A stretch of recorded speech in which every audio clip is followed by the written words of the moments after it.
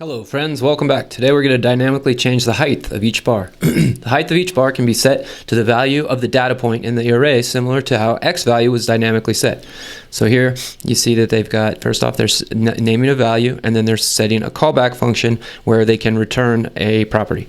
So change the callback function for the height attribute to return the data value times 3. Remember that multiplying all data points by the same constant scales the data. Like zooming in, it helps to see the differences between bar values in this example. So we want to change the callback function for height. So here they have height, and they've actually already written our callback function for us. I'm going to spread this out so we don't have that. So all we need to do is write in anything in here. And so I just like to do this just to kind of make the point, console.log. If we were to console log the D and the I, we would get the data point, 12, 31, 22, 17, and then an index for that. And we can return whatever we want based on that data.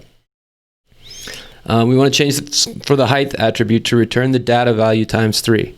So if we just take the data value, that's this guy, data value times 3, then we're getting 3693. And so yeah, now if we were to return this, instead of log it, we get an upside down bar chart. And I think that's what we're actually looking for in this one. Yeah. I think that we could make, I don't know, I tried this last time and it didn't work. For some reason, we can't really make the one-line ones here. Yeah, this would be one way to simplify it.